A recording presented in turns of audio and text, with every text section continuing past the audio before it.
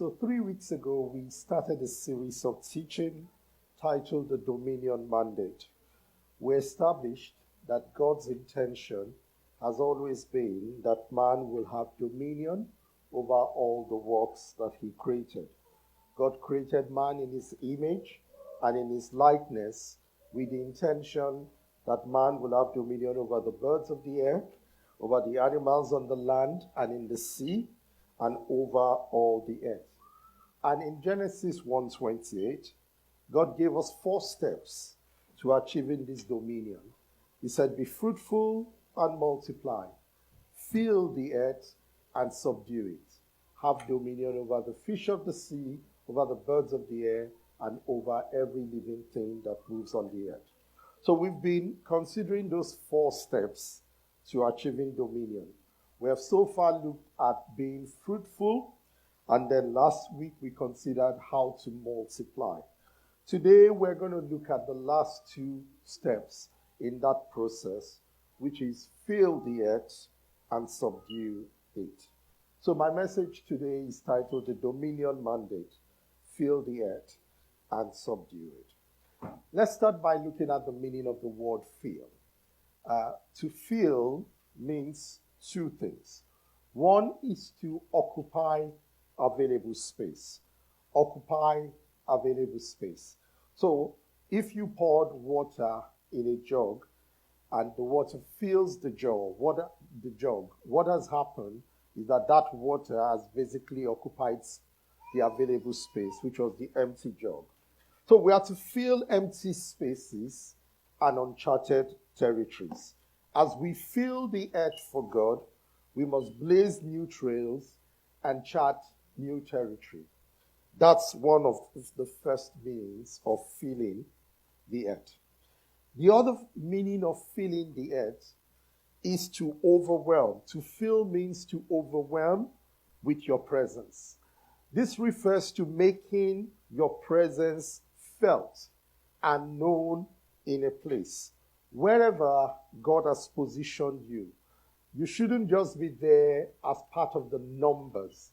You should be there in a very strong way that your presence is felt and your presence makes an impact. Having such a strong presence that you cannot be wished away. That's another meaning of to fill. To have such a strong presence that you cannot be wished away. This does not only relate to you as a person, it relates to your ideologies, it relates to your products, it relates to the work of your hands. You know, there are certain companies today that have a strong presence in nations of the world that you cannot ignore them. Now, no matter what you try to do, you just have to recognize their presence. If I asked how many of you have some form of electronic device in your home, pretty much everyone would have one. It's such a strong presence that you cannot wish it away. That's what it means to fill. To subdue, on the other hand, means to overcome, to quieten, or to bring under control. To subdue suggests that there will be contention along the way. Many times, the spaces that God has called us to occupy already has a controlling presence or a dominant force that oversees that territory. You know, it was like when God gave the children of Israel the promised land. The promised land was not empty land. It wasn't one that they were just going to get into and find it empty and occupy. They had to fight. There had to be contention for them to take over that land. In the same way, whatever ideas God gives to you, whatever products you develop or come up with based on the ideas that God gives to you, whatever principles you stand for, in any remit or area that God has called you into, there would already be some controlling forces there. There will be a controlling ideology. There will be a product that already dominates that market. So to subdue means to overcome, quieten, or bring these other dominant forces under control. It is not enough to make your presence felt. The ideology of the kingdom must become the dominant ideology. And when God calls us to fill and subdue, what exactly is he calling us to fill and subdue? The Bible is very clear in Genesis 1:28 that we are called to fill and subdue one thing or one place and one place only, and that is the earth. He said, fill the earth and subdue it. Fill the earth and subdue it. When we think of the earth, we need to think of the earth in 3 dimensions. The earth is not just one place. You've got to think of it in 3 dimensions. The first is that the earth is a geographical location, okay? There is a planet called Earth. There's a physical territory that is called Earth. It comprises of nations, it comprises of land, it comprises of sea, it comprises of people in it, it comprises of animals in it. There is a geographical location called Earth. So when God says fill the earth, he's talking about filling the various nations, the various geographical locations that make up Earth. But he's not only talking of that, he's also talking about us taking responsibility for all of God's creations. Remember, it says, I've given you dominion over the birds of the air, over the beasts of the field, over every creeping thing, over land and sea. So God gives us dominion over these things by making us stewards of them. We have a responsibility to look after the planet that God has given to us. And this is why I believe that every believer should also take responsibility for the preservation of the environment.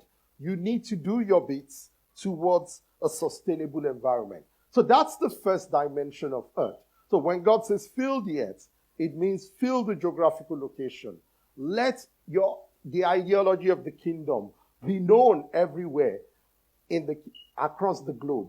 Let it be felt. Let that presence be known. Let it be the dominant force. The second thing is that the earth is also systems. So whilst the earth may be a geographical location, the earth also refers to systems. The earth is not just full of locations. There are systems that govern how people do things wherever people are located. Everywhere that people exist, they very quickly organize themselves around certain systems. Like the family system, for example. The family is the bedrock of the society.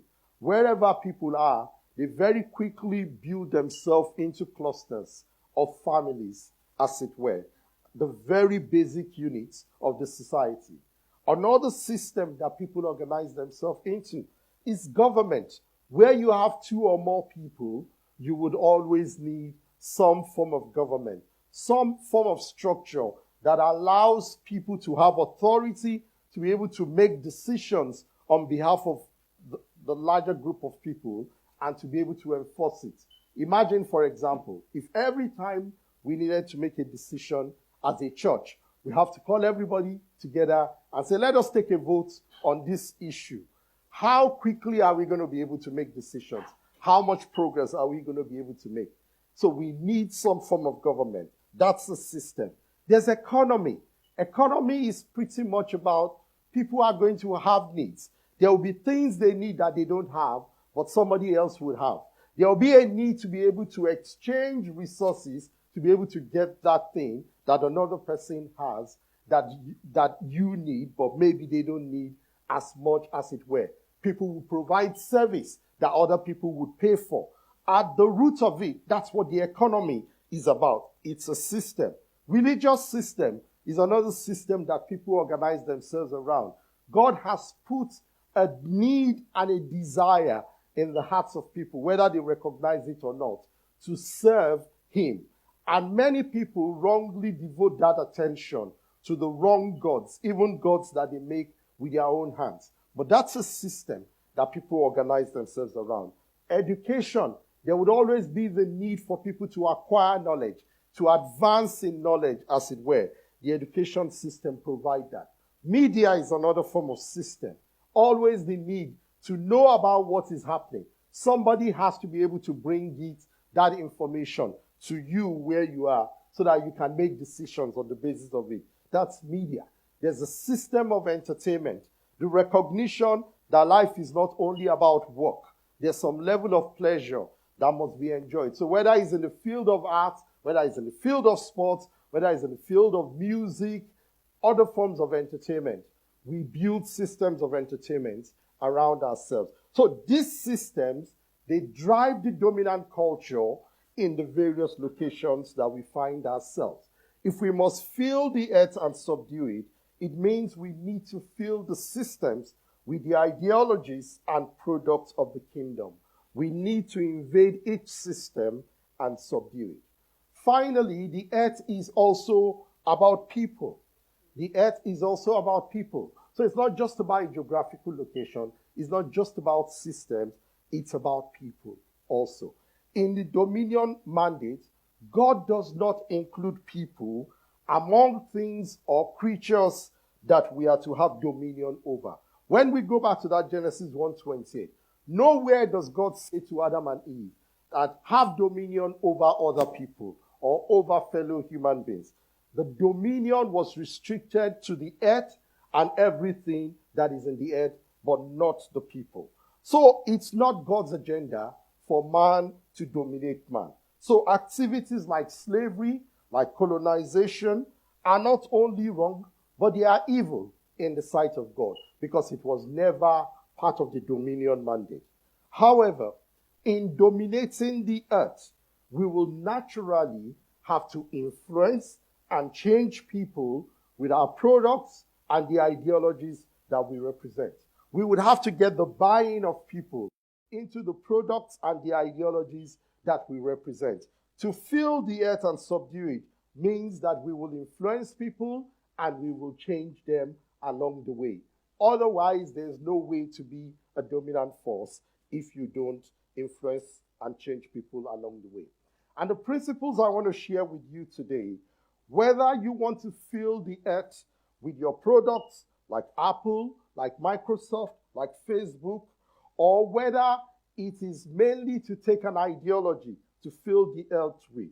Whilst many of us will not get to the level of Apple or Microsoft and Facebook, there's one thing that God has called all of us to fill the earth with, and that is the knowledge of the glory of God. In Habakkuk chapter 2, verse 14, this is what God himself says. He says, the earth would be filled with the knowledge of the glory of God. For the earth will be filled with the knowledge of the glory of God as the waters covers the sea. Ask yourself, how does the water cover the sea? It covers it totally. There's no part of the sea that the water does not cover. So when God says the earth will be filled with the knowledge of his glory as the waters covers the sea, it means the knowledge of the glory of God is going to fill the whole earth. What is the knowledge of the glory of God? It's the principles of God's kingdom. So you and I have a responsibility to fill the earth with the knowledge of the glory of God, even if we don't have products or ideologies that we can call, that is personal to us, that we want to fill the earth with. We at least have that responsibility to fill the earth with the principles of the kingdom. Now that we have established that we have a mandate to fill and subdue the earth, I want to share with you 8 principles on how you can fill and subdue the earth. We'll see how far we can get. We only got as far as 2 in the first service. But if we don't finish it today, actually we're not going to be able to finish it today. We'll probably finish it the next time that we have the opportunity to. Okay, so the first principle is that if you must fill and subdue the earth, you need an attitude of faith. You need an attitude of faith. You've got to be a person of faith. And by person of faith, I'm not just talking about somebody who believes in God. I'm talking about somebody who lives their everyday life by faith. You are not the person who is primarily driven by the reality of what you see, what you hear, and what you can feel. You're primarily driven by what God says you can be and who God says that you are. While some of the things you see, many believers, let's go to Joshua chapter 14, verse 6 to 12, and see sort of this attitude of faith that I'm talking about. Here is an illustration in the life of a man called Caleb. The Bible says, now then the children of Judah came to Joshua in Gilgal, and Caleb the son of Jephunneh the Kenizzite said to him, you know the word which the Lord said to Moses, the man of God, concerning you and me in Kadesh Barnea. I was 40 years old when Moses, the servant of the Lord, sent me from Kadesh Barnea to spy out the land, and I brought back word to him as it was in my heart. Nevertheless, my brethren who went up with me made the heart of the people melt, but I wholly followed the Lord my God. So Moses swore on that day, saying, surely the land where your foot has trodden shall be your inheritance and your children's forever, because you have wholly followed the Lord my God. And now behold, the Lord has kept me alive, as he said, these 45 years, ever since the Lord spoke this word to Moses, while Israel wandered in the wilderness. And now here I am this day, 85 years old. And yet I am as strong this day as on the day that Moses sent me. Just as my strength was then, so now is my strength for war, both going out and for coming in. Now therefore, give me this mountain, of which the Lord spoke in that day. For you heard in that day how the Anakim were there, and that the cities were great and fortified. It may be that the Lord will be with me, and I shall be able to drive them out, as the Lord said. Now, Caleb here was purely displaying an attitude of faith. In the natural, there's no man that has the same strength at the age of 85 as they did at the age of 40. But Caleb said, I have that same strength to go out for war. What Caleb is saying is, it doesn't matter that 45 years have passed since God made a promise to me through his servant Moses. That promise, I still believe it today, and I am able to bring it to fulfillment as much as I could have done 45 years ago. That was an attitude of faith speaking there. Caleb said, in those days, you know about the Anakims. The Anakims, when you read about them, were giants. At the age of 85, Caleb still believed God that he could go to war against giants and conquer them and take the land. That's an attitude of faith that is speaking there. And this is the sort of attitude we need as believers if we are going to fill the earth and subdue it. The unfortunate thing is most believers think too small. We think too small. The things we think about, we don't even need faith for them, okay? We use faith. We believe that we want to use our faith to get things from God for ourselves, like a house. God, give me a house. Give me a car. Give me my daily supplies. Give me healing. Give me this. Give me that. Everything is about give me, give me, give me, give me. There's nothing that is beyond that we use our faith for. While some of these things may need faith, we limit our faith if that is all that we use our faith for. Hebrews chapter 11, verse 32 to 34. We see the examples of the people we now call heroes of faith. What did they use their faith for? None of them used it for anything that is around give me this, give me that. What more shall I say? This is what the author of Hebrews said. For the time would fail me to tell of Gideon and Barak and Samson and Jephthah, also of David and Samuel and the prophets. Yeah? Verse 33. What did they do through faith? They subdued kingdoms. That's what our faith is for. It's not just for give me. It's for subduing kingdoms, for walking righteousness, obtained promises, stopped the mouth of lions, quenched the violence of fire, escaped the edge of the sword, out of weakness were made strong, became valiant in battle, turned to fight the armies of the aliens. This is what God gives us faith for. And that faith is what we need to fill the earth and subdue it. These guys subdued kingdoms. That's what the Bible tells us about. So let's stop limiting our faith to give me this, give me this, give me that. Let's come to God with proper prayers of God, I want to take nations for you. I want to take kingdoms for you. We know of people who prayed prayers like, give me Scotland or I die. That was their prayer. We need those kind of prayers today. That's the kind of attitude we need to take kingdoms. Our faith was intended for us to use to take nations for God. In Psalms chapter 2, verse 8, this is what God says to us. He said, ask of me, and I'll give you the nations for your inheritance, and the ends of the earth for your possession. This is the sort of prayer that God wants us to be praying.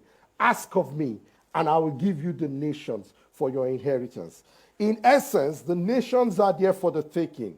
All you need to do is ask. But you and I need to believe first that we can have the nations of government, the nations of media, the various nations that God has placed us in. The problem of the modern day believer, especially the one living in the Western world such as this, is that we are too realistic to be faithful. Everything we work with is reality. We are too limited by what we can see and all of that. If the government makes a policy today and the experts say this is what is likely to happen, we confine ourselves to those realities. We don't live by faith. If we are too realistic, our realism will quench our faith. If you must be a territory taker, somebody who fills the earth and subdues, you must be a person of faith. A person who believes that reality is not what you see, what you read, or what you hear or can feel. That reality is what God says about you and what he asks you to do.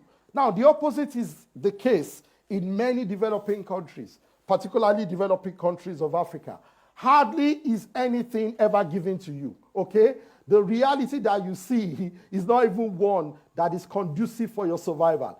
Almost everything you have to take by faith. Even traveling on the road is by faith. Okay? You cover the road with the blood of Jesus. You spill it over and above before you are able to drive safely. Every single thing you do, you know, there's nothing called merit at most levels. You have to fight and contend for everything. Now, it will be a big, big shame if you then come to a country like this and you just settle into reality. What becomes of that faith? That would be a big, big shame and a tragedy of all time. The faith that God has developed in you is for taking kingdoms. You know, I want to tell you a quick story today about a lady. Her name is Ibukun Awoshika. She is an entrepreneur well known in the nation of Nigeria.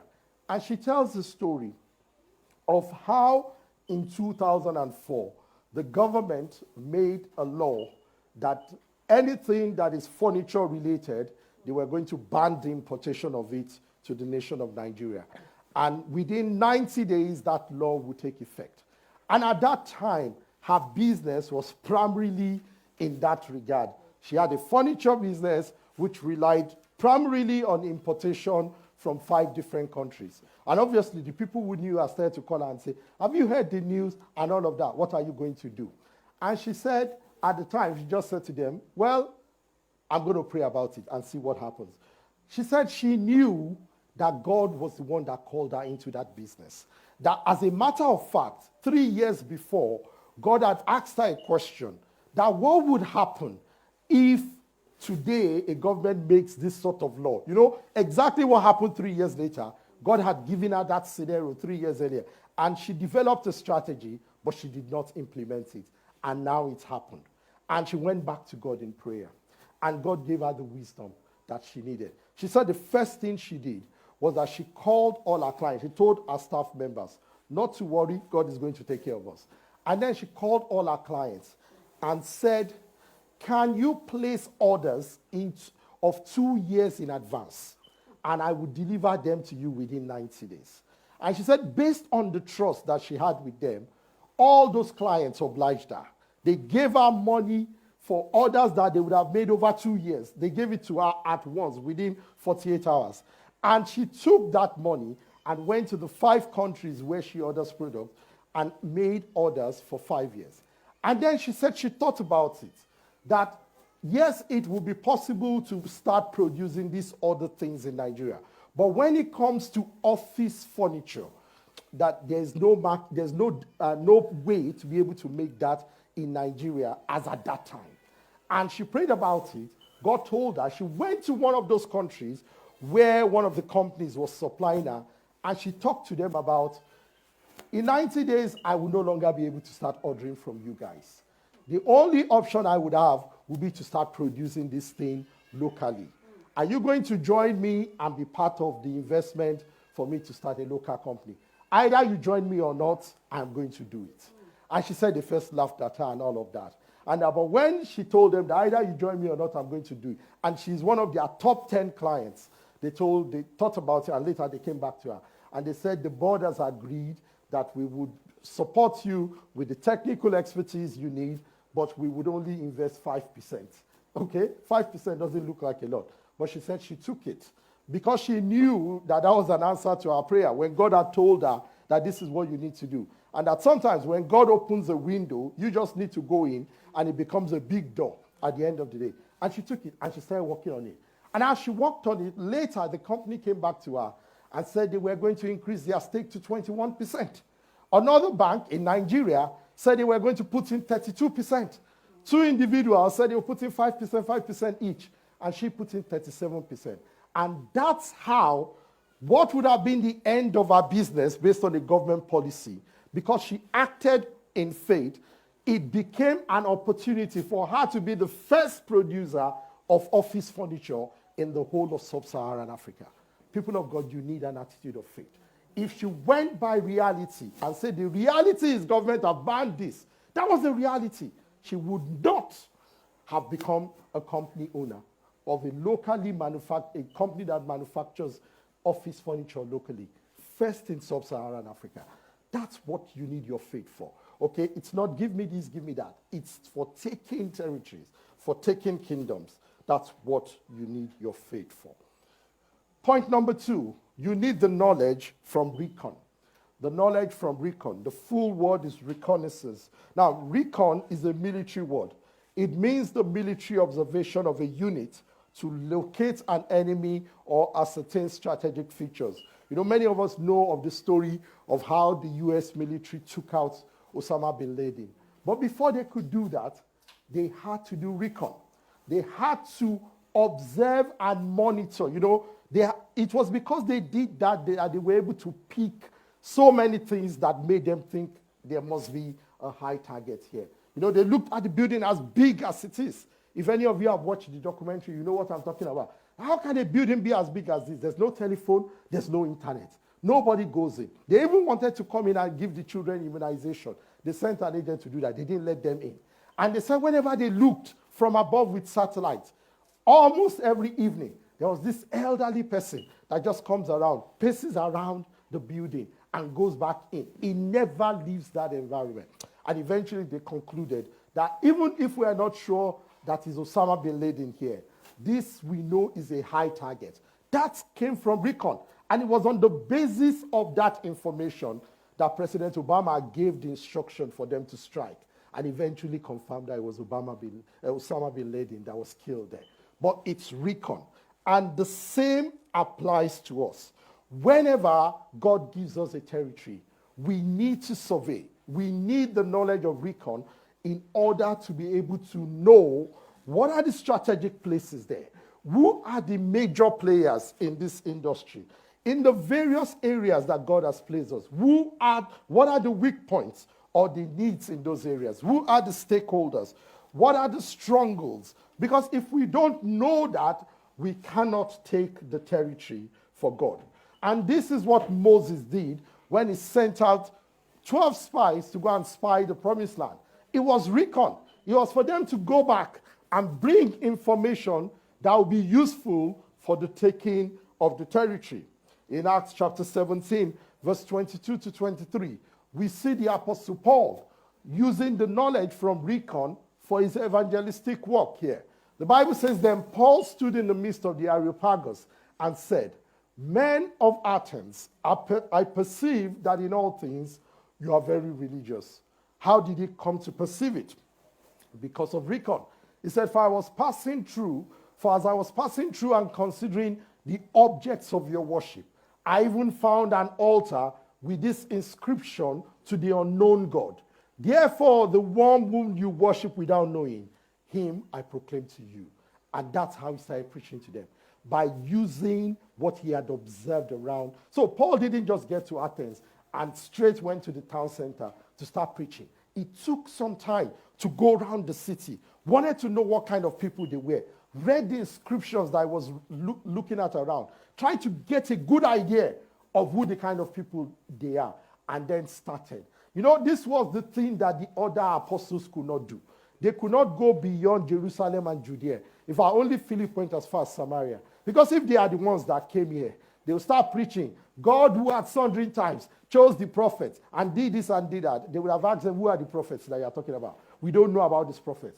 But Paul picked information from what he picked around and started to use it to preach to them. He picked on something he found on a poster, the unknown God. And he said, that unknown God is the one I have come to show you today. And he was able to preach from there going forward. It's the knowledge of recon. We need to obtain information from recon. The various sectors in which God has placed us. If you are in the education sector, what are the main things that the educational sector of UK is hinged on? What are the main principles? Who are the key players? If you are in the health sector, ask yourself those sort of questions. That's how you can take territories for God. If you don't have knowledge of recon, you don't have enough knowledge to be able to take over. And that's what you then use to drive your prayer points. In Bible times and in ancient history, whenever a nation wants to take over the territory of another, there are two powers that they must overcome. And the first power is strongholds. If they don't pull down strongholds, the war never ends. A stronghold is like a main strategic area where the enemy builds as a fortress. Until you take down a stronghold, you don't take down anything. How many people have watched the movie Troy? How many? Yeah, okay. When you watch that movie, you see on the very first day, Achilles and the Greek army, they took over the beach of Troy. The very first day. In fact, within half an hour, the battle was over. They took over. Achilles and his men alone took over. But it took 10 years before they could win Troy. Why? Because they couldn't break down the stronghold of Troy, which was the walls of Troy. Whatever they did, they could not penetrate through the walls. It took the wisdom of Odysseus, who built the Trojan horse, to say, let us hide some of our soldiers within the horse and give it as a gift to the Greeks. Once they take it within their walls, then our men can come out and open the door for the rest of us, and we will attack the city at night. That was how they won the Battle of Troy. Otherwise, they would not have won it if they did not pull down strongholds.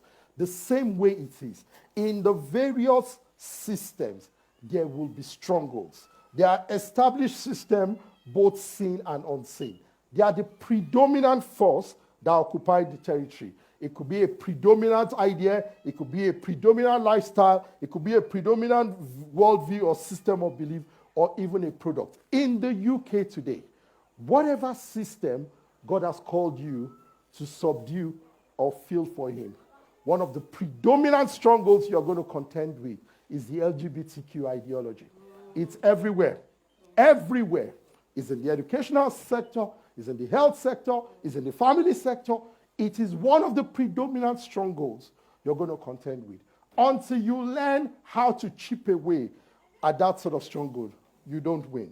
So wherever a stronghold exists, what people need to do, the way people overcame it in the days of the Old Testament, was that they laid a siege around the stronghold and started to chop at it away, little by little, little by little, little by little.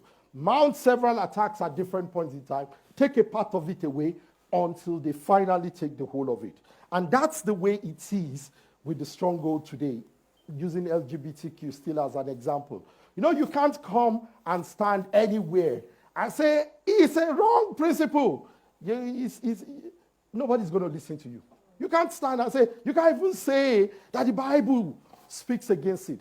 You have to challenge them in their own territory. Start with statistics that support that a child fares better in a family where it's father and mother than against father and father or mother and mother. Start with those sort of statistics. Contend them at their own level with their own ideology before you ultimately get to the point of God says it's not right. But if you don't chop away at it little by little, it's difficult for you to be able to establish any power, any gain to subdue it.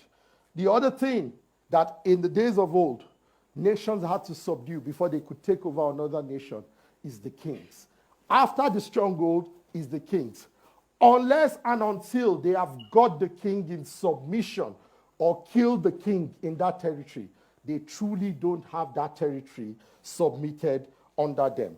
And kings are sovereign powers. They are not systems. They are rulers. They rule by conquest. They rule by words. They specialize in buyouts. They know how to take people that are just startups. They know how to take them out. For a king, it's a question of you either serve me or you die. And when you talk about a nation like the UK, even in the economic sector, there are kings. There are people who make those policies. Even the things like policies like central bank and government will make. They have to consider them before they make it. Because if they threaten to take away their investment from the UK government knows that they are in deep trouble, as it were. There are kings that rule in all of those areas. How do you deal with king? The way to deal with king is to hide yourself from them until you become a king yourself. When you're little, kings can easily take you out. You know, the Bible, we call some people wise men from the East in the Bible. I don't know if they are very wise people, to be honest, because they went to the reigning king, Herod, to tell him that a king has been born in your territory, the king of the Jews. And I don't know whether they were expecting Herod to say, bring him, let me take care of him, and all of that. On account of their foolishness, all children 2.5 years and below were killed, massacred, because of their foolishness. But God gave Joseph a wisdom. He said, take your baby away, take him to Egypt, and let him stay there beyond the king. And when Jesus was 33 years old, he came back, and he said, go and tell that fox Herod. Okay? Now he had become a king himself, and he could challenge Herod. That's how you deal with kings. You don't confront them, you hide away from them until you become a force of your own. You know, this first service, I told the story of Tyler Perry. I watched his documentary recently. Tyler Perry made his money by hiding away from Hollywood. Okay? How he made his money was doing this show called Madea Road Show. They said 48 weeks out of 52, Tyler Perry would travel all the states in America, targeting the African American population. Now, until Tyler Perry, the feeling and the impression was that African Americans don't go to cinema. The truth is that they don't go because they are not interested in what you have to show. But when Tyler Perry knew the sort of things, the things that address their lifestyle, that address things that related to them, they came out to watch Tyler Perry's show. And he'll collect £5 here, £10 here. He started to keep a mailing list. And each time he would tell them that I have another road show in this city, and people around that city will come. And that's how he started making his money. And by the time he was ready to do his first movie and showed up to Hollywood, they didn't know who he was until that time. And they were surprised that he had already made it big. When he did his first movie, The Diary of a Mad Black Woman, that movie grossed over £50 million. $50 million, I mean, in the cinemas, in the box office. Over 50 million for a first movie. It's not that common for that to happen. But he was smart. If he had exposed himself to Hollywood all along, they would have gotten rid of him. But he hid himself, made his money amongst his people within his community. And when the time was right, he showed himself. Today, he has his own Hollywood. He has his own studio in Atlanta, probably one of the biggest, named after heroes of the American movie industry. But the way he did it was to hide away from kings. There's an association that I am part of. And in that association, we're part of another bigger association. And we make about 40% of that bigger association. But we didn't have anybody in the board of that bigger association. So is it not only right that if we are about 40%, we should at least have 40% representation? But it was only because we had been, people had run at different times, but they were just exposing themselves to kings, and they were getting slaughtered. And eventually, we decided at the level of the smaller association that we will sponsor people. So we found 3 people that were interested. There were 5 seats up for grabs. And we said, we are all going to vote. If you are not yet a member of this association, before the election date, go and pay your dues and join the association, okay? Because we are all going to vote. And our strategy was that you could vote up to 5 people. We are going to vote only these 3 people. We are not even going to vote any other two, because at the end of the day, they count based on first vote, second vote, third vote. So not to even dilute our votes, we're only going to vote these 3 people, not voting anybody else. You know, at the end of the day, out of the 5 seats, we got 3 seats. The 3 candidates we sponsored, all 3 of them got the seat. In fact, within 1 year, one of them became an officer of that bigger association, as it were. 6 months later, we sponsored another candidate. He got there too. 4 representations now, from 0 to 4, only because we were strategic. We did everything on a WhatsApp group, as it were, only because we were strategic. So if you don't hide yourself from kings, that's what happens. They cut you off. But the wisdom to deal with them is hide yourself from them. I'm going to stop there and carry on next time. Let us pray today.